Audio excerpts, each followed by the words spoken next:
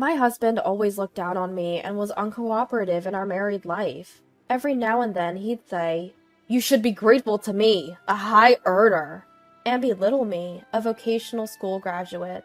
One day my husband said, "You should appreciate what you have in me," and he left home. "Are you ready to apologize yet?" That's what he asked when he contacted me, and I told him, "It's more comfortable without you." My name is Annika, and I'm 28 years old. I met my husband Matthew, who's the same age, through a mutual friend. When I met him, I had just graduated from a vocational school in the countryside and moved to the city for work. Matthew, who was from the city, actively taught me about urban life. "Ask me anything about this place. You must be lost since you just came from the countryside, right?" Well, I'll take you up on that offer. I'm confused about the train transfers, and then, when I asked various questions, Matthew said, "I'll guide you." Matthew, who showed me an unknown world, was very reliable, and I gradually became attracted to him. On his days off, Matthew would take me to popular tourist spots, and we started seeing each other every weekend. Gradually, we began to have dinner after work more often, and it became natural for Matthew and me to be together. So it was only natural that he proposed to me. I had no reason to refuse, and Matthew and I became a married couple before we knew it. However, as our married life continued, Matthew began to look down on me. "You're going to keep working after we get married, right?" I looked into Matthew's eyes and answered his question. "Yeah, I'm planning to. We have to pay the mortgage on our new home." "Really? Alright, do as you like, but don't slack off on the housework, okay?" "What? Since we're both working, let's share the housework." "Share? Unlike you, a vocational graduate, I have a responsible job. I don't have time for housework." "But I have work too." "Work? It's probably no different from part-time work, right? Besides, there are plenty of replacements for someone like you who didn't even go to college. I'm expected by the company, so it's not the same. My work is many times more important than yours." "But..." "There's no but. It's only natural for the one who doesn't earn to do the housework." "I think that's wrong, though." "You wouldn't understand since you didn't even go to college. That's common sense." I had my own opinions, but I didn't want to fight so early in our marriage. I gave up on persuading Matthew and decided to do all the housework myself, as he said. I had been living alone for a long time, so I wasn't bad at housework. I had been cooking for myself while working, so it was just for two people now. I quietly obeyed Matthew. Perhaps encouraged by this, he gradually became more unreasonable. "From today, I'll manage all the salary. I'll give you living expenses, so manage with that."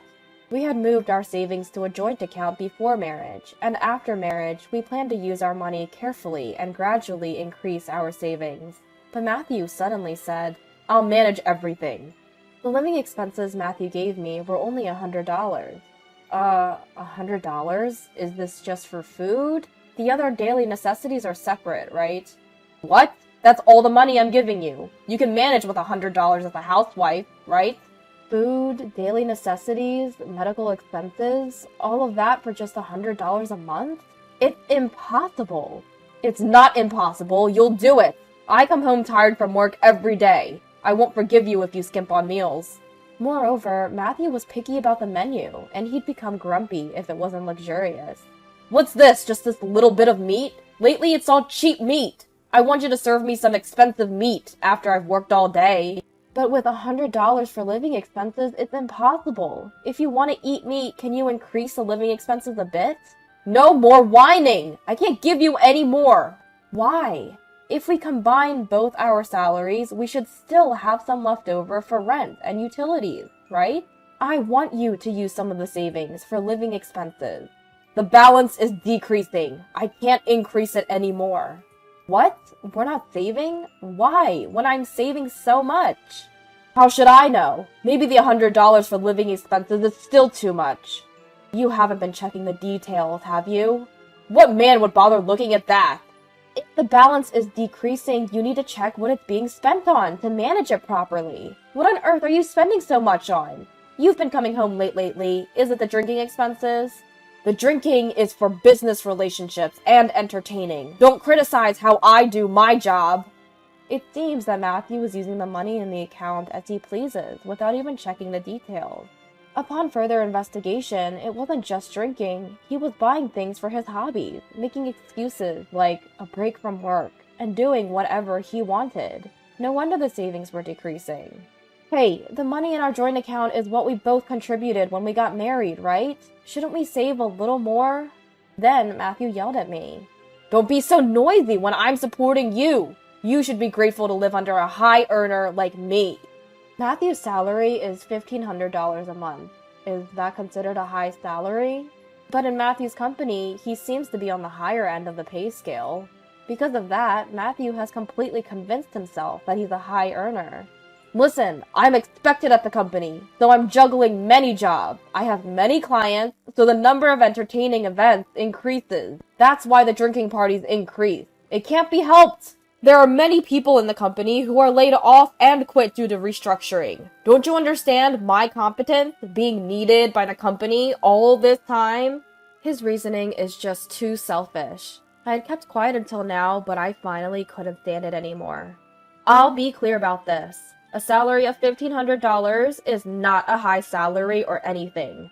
Nowadays, everyone gets more for their first salary. For your age, only getting $1,500 is actually too little.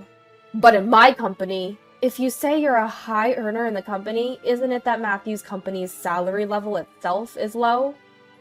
What did you say? Also, if you're going drinking for entertaining, the company should cover it as an expense. It's strange for you to bear it personally. Well, it's common, isn't it? Is it? And the people around you who quit, were they really laid off due to restructuring? What do you mean? Well, no one explicitly said it's restructuring, but employees are regularly decreasing. Isn't it that everyone's quitting because they hate the company's harsh nature? The salary is low, overtime pay is hardly given, and they don't even let you use expenses for business drinking. That could easily be classified as a so-called black company, don't you think? What did you say? People like Matthew, who work for low wages without questioning anything, are valuable to the company in a way. But aren't you just being used rather than being relied upon? I said too much. I realized it too late. Matthew's face turned bright red and his shoulders were shaking. You, a country bumpkin and a vocational school graduate, wouldn't understand society? $1,500 is a low salary? You're just a sore loser. A sore loser? Yes! I saw your pay stub the other day and you only made $1,000. What? Where did you see that? Looking at my surprise, Matthew said triumphantly, The deposit statement was left on the desk. Fool, no matter how much you talk back to me, you still earn less than me. If I don't support you, you can't even live on your own. Stunned, I listened as Matthew continued. This is your punishment for defying me. I'll stay at my parents' house for a while. Try living on your own. You'll understand how much you need me. Parents' house? You can't be serious. I'll take both the joint account and my personal account passbooks and cards. You'll manage with just your earnings, won't you? With that, Matthew quickly packed his things and left. After he left, I started living alone.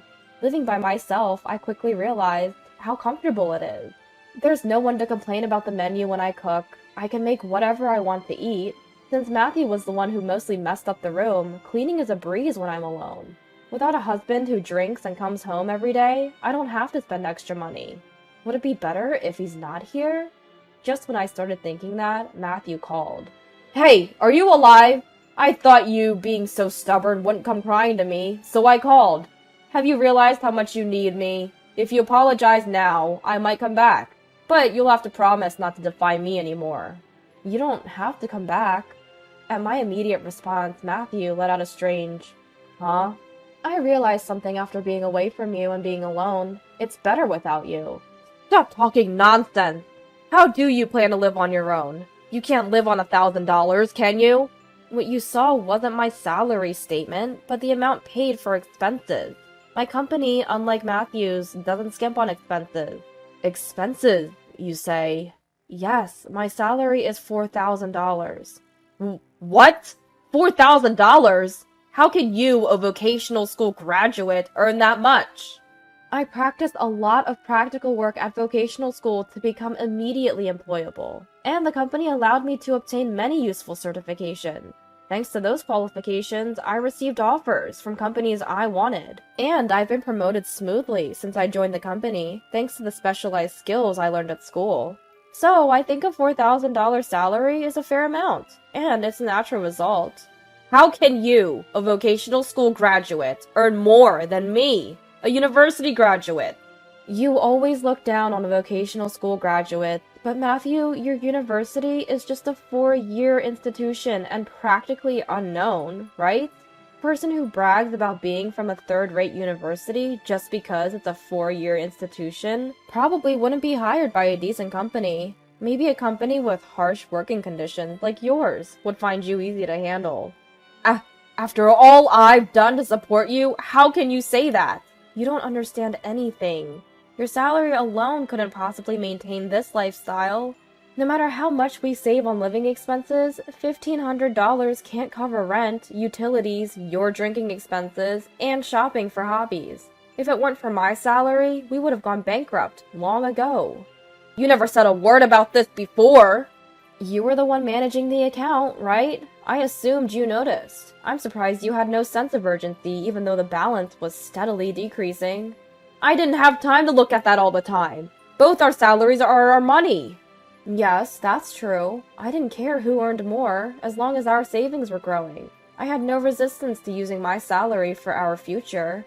But it seems that my salary was not going into savings, but was all spent on your drinking parties and shopping for hobbies. Well, I've had enough of that. I realized I don't need you anymore, so you don't have to come back here.